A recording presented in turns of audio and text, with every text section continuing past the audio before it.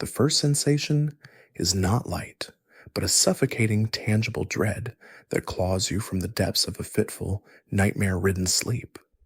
Your eyes snap open, not to the familiar, dusty gloom of the slave quarters, but to an alien darkness, thick and close. Then, a sliver of brutal, unforgiving light, the relentless Malian sun already asserting its dominance, stabs through a tiny crack in the mud brick wall, a burning spear in the oppressive blackness of your confinement. This isn't just any cell, it's a prelude to the end. The air is heavy, stagnant, reeking of stale sweat, unwashed bodies, and the sharp metallic tang of pure, unadulterated fear, your own, and perhaps the lingering terror of those who have faced this same dawn before you. Outside, the world continues, oblivious. The incessant, high-pitched drone of insects, a sound usually lost in the background of your daily toil, now grates on your raw nerves like a rasp. Each distant noise from the awakening city, the rhythmic thud of a far-off drum, the mournful cry of a horn, the indistinct murmur of voices, feels like a personal countdown. Each sound a hammer blow against the fragile shell of your composure. The early morning might offer a fleeting, deceptive coolness to the desert air, but it's a lie. You can already feel the promise of the day's scorching, dry heat radiating from the packed earth floor beneath your trembling body. If you are shackled, the cold, unyielding iron bites into your flesh, a constant, brutal reminder of your utter powerlessness. And then the thought, a single, devastating certainty, slams into your consciousness with the force of a physical blow. This is it. This is the day you die. Panic, cold and sharp, floods your veins. Your heart explodes in your chest, a wild, trapped animal desperate for escape. It's a frantic, suffocating rhythm that drowns out all other sounds. Regret, a bitter, burning acid, churns in your gut.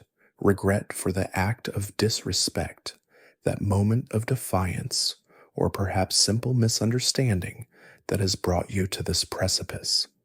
A wave of impotent rage follows, a silent scream against your accusers, against the indifferent cruelty of a fate you never chose.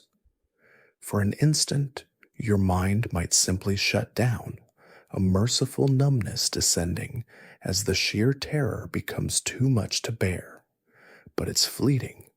The reality of your impending execution, the image of the axe, the sword, the crowd, crashes back in, relentless and terrifying.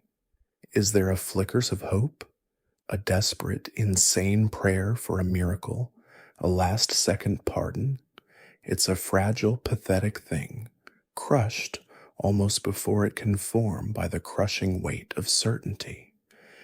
There are no morning rituals here, no ablutions to mark the start of a day that will be brutally cut short. You are a condemned thing beyond such considerations. If a guard shoves a gourd of brackish water towards you, you might gulp it down mechanically, your throat raw and constricted, the liquid doing little to quench the desert of fear consuming you. Or perhaps you splash it on your face, the coolness a brief, shocking interruption to the fever pitch of your terror. A final meal, if such a cruel charade is even offered, is an abomination. A small, gritty bowl of millet porridge, perhaps, or a dry, coarse piece of sorghum flatbread. It's thrust at you without ceremony, without a word. The taste, if you can even register it, is of ash and despair. Each attempt to swallow is an agonizing effort, your throat closing against the insult of sustenance when life itself is about to be stolen. This food is not nourishment. It's a final, grotesque reminder of the life you are about to lose, each mouthful a bitter step closer to the waiting blade. The hours that follow your grotesque meal bleed into a suffocating torment of waiting. You are left to fester in the stifling confines of your cell, or perhaps dragged with brutal indifference to another holding area, equally bleak, equally hopeless. Time itself seems to warp, to stretch and distort, each agonizing moment drawn out, each distant sound a potential signal, the harbinger of your final, terrible journey. The greatest struggle now is not against chains or walls, but against the insidious tendrils of fear coiling in your gut, against the corrosive acid of despair that eats away at your resolve. There are no skills that can aid you here, no physical strength that can alter your inevitable fate, only the raw, ragged endurance of a spirit clinging desperately to the last frayed threads of life.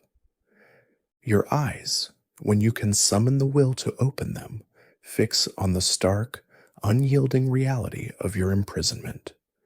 The rough, sun-baked mud of the walls, perhaps scarred with the desperate markings of those who came before you. The heavy, crudely fashioned iron bars, if there are any, casting long, distorted shadows in the harsh, indifferent light. The barren earth floor. If guards pass, their faces are impassive masks of duty, or perhaps they wear expressions of casual cruelty, a flicker of contempt, or even a feigned hollow pity that is more insulting than outright malice. Every footstep in the corridor beyond your cell, every distant jingle of keys, every sudden gust of hot wind whistling through a crack in the wall sends a fresh jolt of terror through your already shattered nerves. The silence, when it descends, can be even more terrifying. A suffocating void filled only by the frantic, desperate thumping of your own heart against your ribs. The air is thick, cloying, with the sharp, acrid smell of your own cold sweat, the stale, earthy odor of confinement, and the ever-present undercurrent of fear. If you are shackled, the cold, unyielding iron is a constant chilling reminder of your utter powerlessness, its weight a physical manifestation of your doom.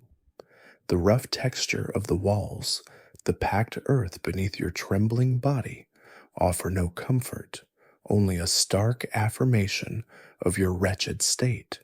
If there are other prisoners nearby, trapped in this same horrifying limbo, you might exchange desperate, knowing glances, a silent, terrified acknowledgement of your shared, imminent fate. But words are few, if any. What solace could words possibly offer now? What is there to say when the abyss yawns before you? If the guards deign to speak, it might be to taunt you with a crude jest, to offer a false, cruel sliver of hope designed only to heighten your agony, or simply to issue brusque, dehumanizing commands. The thought of seeing a loved one, a final farewell, a touch, a word of comfort, it is a distant, agonizing fantasy, an almost unheard of mercy for a condemned slave in this harsh land. Such tenderness is a luxury this world has long since stripped from you. Your mind, a desperate, besieged fortress, becomes a chaotic torrent of memories, a whirlwind of images and sensations from a life that now seems a distant, almost forgotten dream. Faces from your past flash before your inner eye, family if you were ever blessed with one, friends from a time before chains and whips, fleeting moments of unexpected joy or profound, soul-searing sorrow. If you were captured and brutally enslaved from another land, vivid, painful images of your homeland, its vibrant colors, its unique sounds, its familiar, comforting smells, might rise unbidden, each memory a fresh stab of grief. Unanswerable questions echo in the tormented silent chambers of your mind. Why me? Why this? Is there anything beyond this agonizing moment, beyond the waiting blade? What will it feel like, that final, terrible severing? A primal, desperate instinct to live, to cling to existence for even one more breath, one more sunrise, however bleak, wars fiercely with the crushing, overwhelming weight of your sentence. Prayers, if you have any faith left to cling to, or bitter, silent curses, born of a rage and despair too profound for words, might form on your dry, cracked lips. Then, the moment you have both dreaded and in some dark corner of your soul, perhaps even yearned for, arrives. The harsh, grating groan of the cell door being forced open, the sudden intrusion of louder, more urgent voices, the guards. Rough, impatient hands seize you, hauling you from your miserable confinement with no pretense of gentleness. You may be bound tightly, your arms wrenched behind your back, the coarse ropes biting into your skin. Your eyes might be covered with a strip of dirty cloth, plunging you into a terrifying, disorienting darkness, or you may be left to face your final journey with vision unobscured, a final, cruel torment. The path to the execution ground, whether it winds through crowded, dusty streets filled with the curious and the callous, or across a sun-baked, empty expanse under the merciless glare of the sky, is a blur of terror and disbelief. Your legs feel like lead, each step an agonizing effort, your body heavy with a dread so profound it threatens to buckle your knees.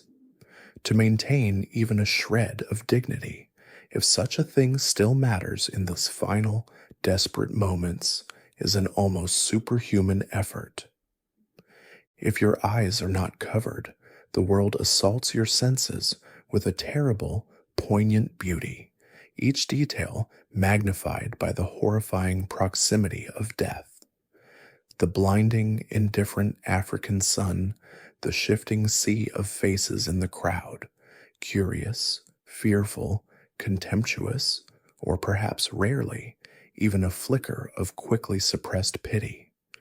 The architecture of the city, the distinctive mud brick houses, perhaps the towering sand-colored minaret of a distant mosque, blurs past, unreal and dreamlike. And then, inevitably, the place of execution comes into view. A crudely constructed raised platform, perhaps, or a large ancient baobab tree, its gnarled branches reaching towards the sky like skeletal fingers, designated for such grim purposes, or simply a cleared patch of hard-baked earth, already stained with the ghosts of those who have gone before you.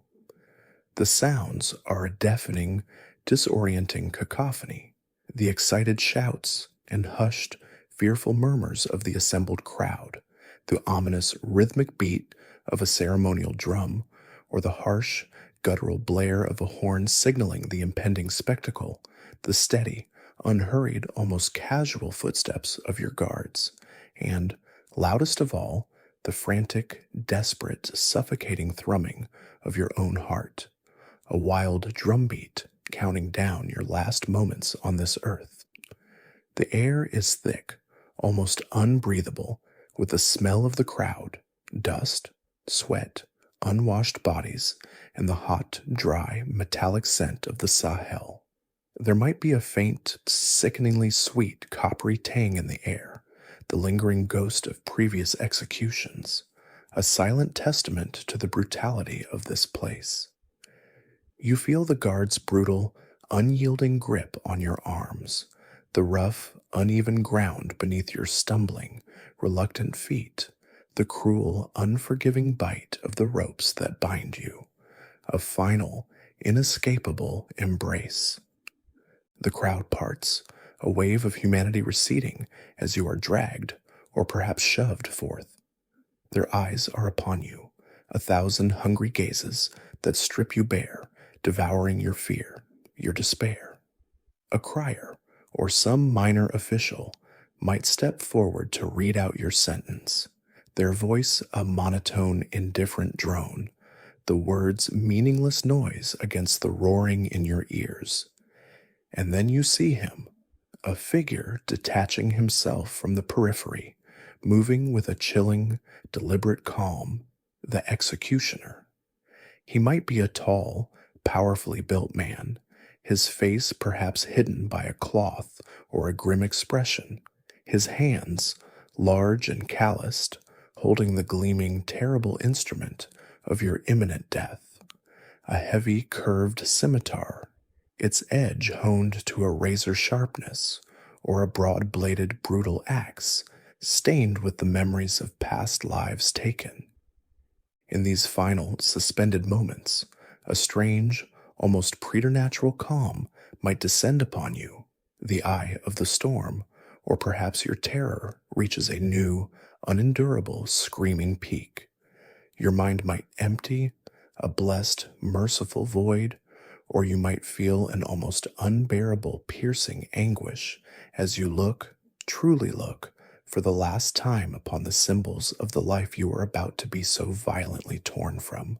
The vast, indifferent sun, the endless, achingly blue sky, the unyielding earth beneath your feet, the sea of anonymous, watching faces.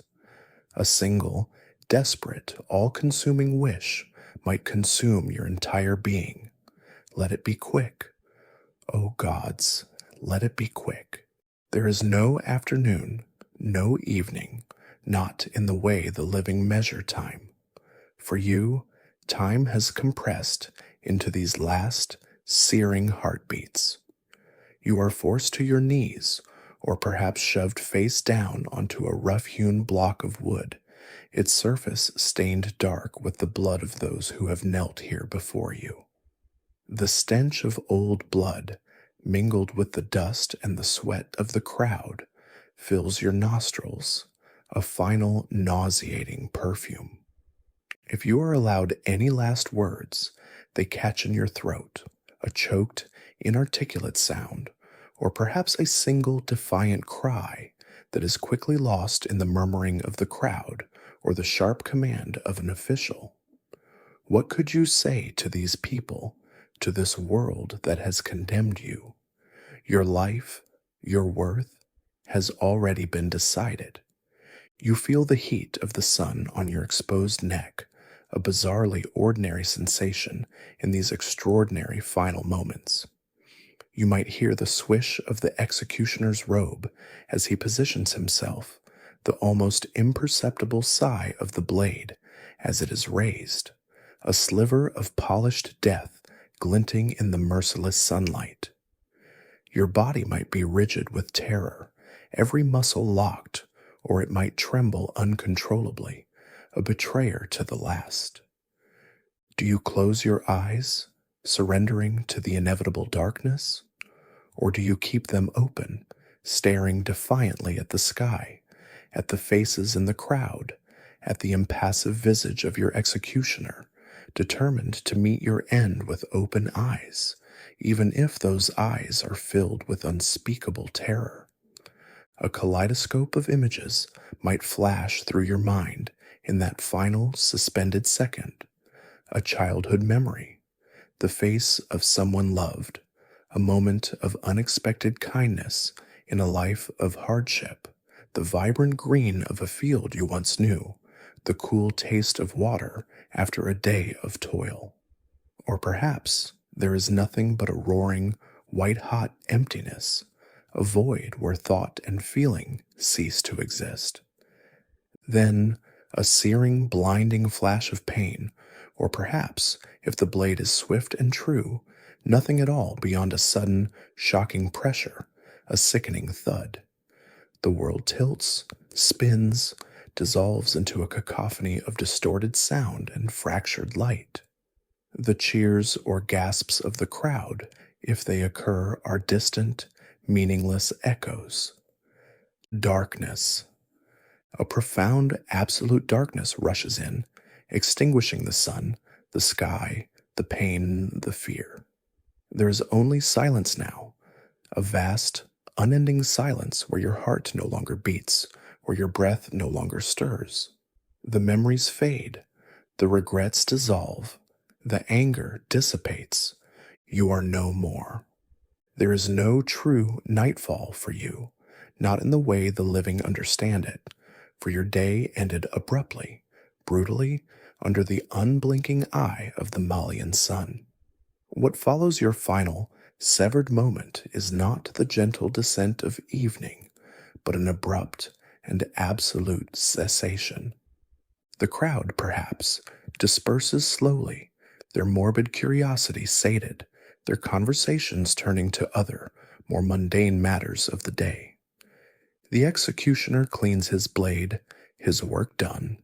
The sun continues its arc across the vast, indifferent sky, casting its golden light on the just and the unjust, the living and the newly dead. The dust of the execution ground settles. Your body, now an empty vessel, might be disposed of with little ceremony, perhaps cast into an unmarked grave or left for the scavengers, a final indignity in a life defined by them. Your name, if anyone even knew it beyond a master's call, will fade quickly from memory, another forgotten soul in the relentless march of the Mali Empire. Was there justice in your end? For the crime of disrespect, a life was taken. In the grand theater of power and servitude that characterized this era, your individual existence was but a fleeting shadow, easily extinguished. Your story, though ending in a spectacle of state-sanctioned violence, is a silent testament to countless others like you, whose names are lost to history, whose suffering went unrecorded. The great empire will continue its trade in gold and salt. Its scholars will debate in the famed libraries of Timbuktu. Its rulers will dispense their own harsh justice. But in the quiet spaces between the grand narratives, in the unmarked graves, and the whispered fears of those who remain enslaved, lies the true, human cost of such power, such times. Your day, your life, has ended, but the echoes of that final, desperate heartbeat, the silent scream of a life cut short, linger in the hot, dry air of the Sahel, a somber reminder of the fragility of life and the enduring search for dignity in a world that often denies it.